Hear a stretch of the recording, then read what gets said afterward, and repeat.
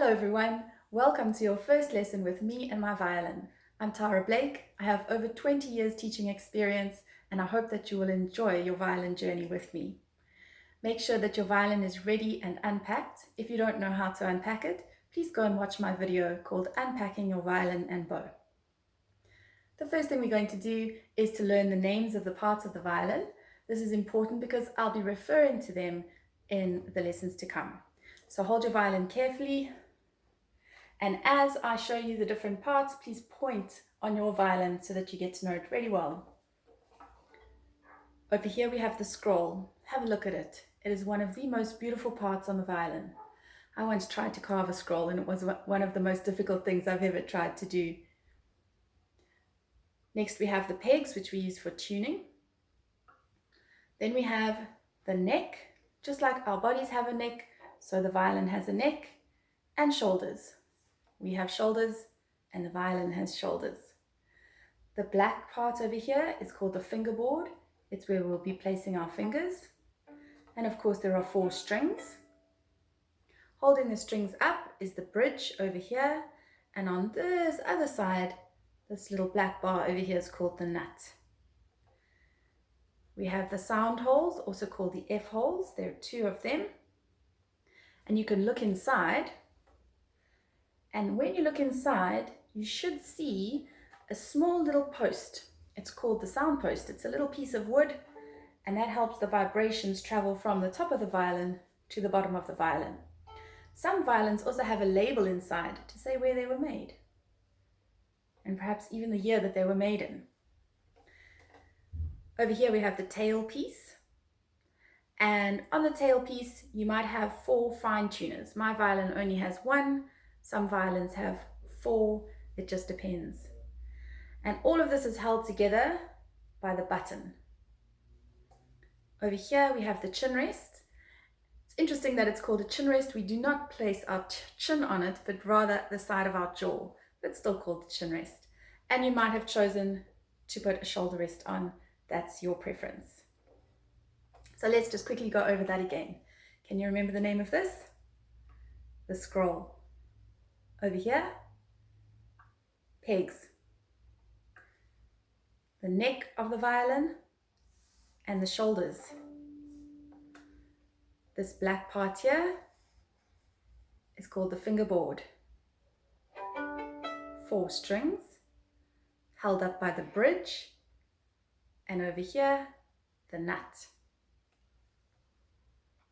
The sound holes or the F holes, the tail piece, the fine tuners, the button, the chin rest, and the shoulder rest. Well done. Now we're going to place our violin underneath our right arm. So I'm just going to turn around so you can see there's my right hand stretching out, and I put my violin underneath with the strings facing outwards. And I place my right hand on my tummy. This is the safest place to hold your violin, and you can walk all over the place. Just be careful that you don't bump the beautiful scroll. Next, you're going to take your left hand, and your thumb, I want you to imagine, is a train. Have you seen a train or been on a train? How does a train travel? It travels along the train track. So when you look at this line over here, this is our train track. And our thumb is going to travel up and down the train track and go on a little journey. So, violin under your arm, under your right arm, hand on your tummy. Just hold it loosely. It's not going to be there for too long. Take your train, place it on the train track, and all these passengers can go on board on the strings. Very loosely you're holding it, not squeezing it at all, and you're going to travel up and down very smoothly and slowly. This might seem like a strange thing to be doing. We're not even holding the violin up yet, but it is important for later. Make sure that your shoulders are nice and relaxed as well. So you can go on a little journey.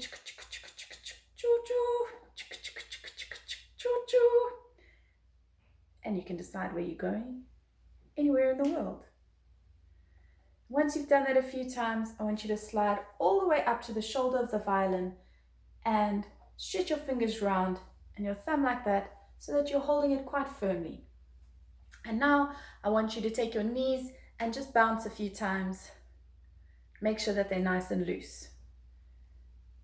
If you've got good balance, try and balance on your left foot. And then place your right foot down again. The left foot is our pillar of strength when we play the violin.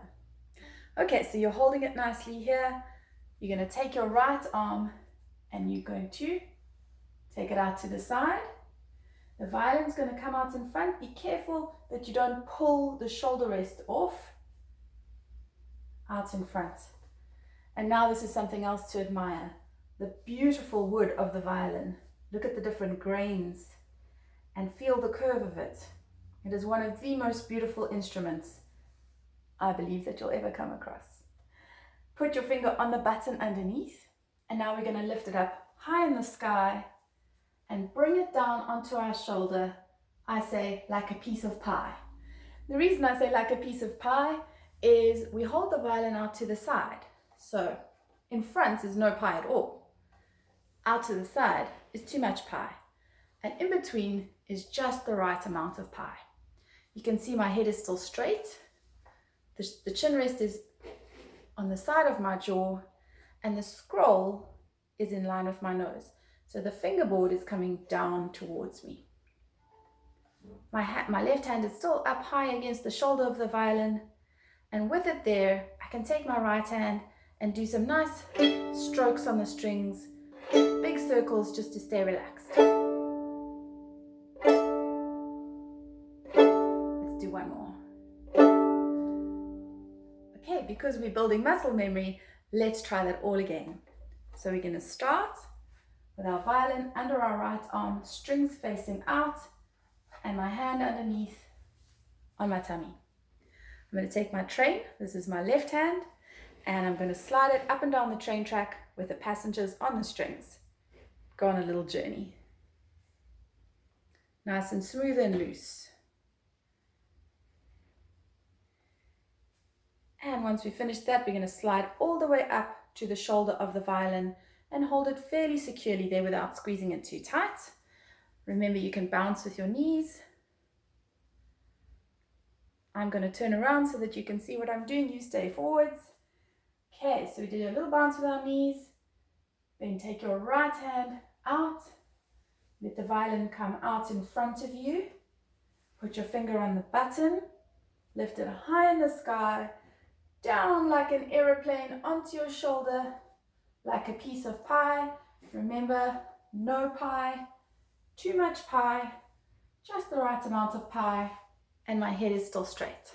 No pie, too much pie, just the right amount of pie. And I lift these fingers up.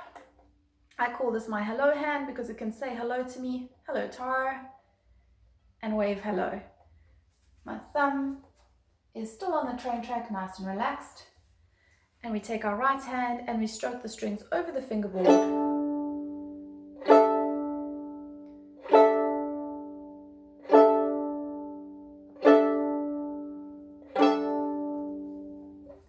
Well done, everyone.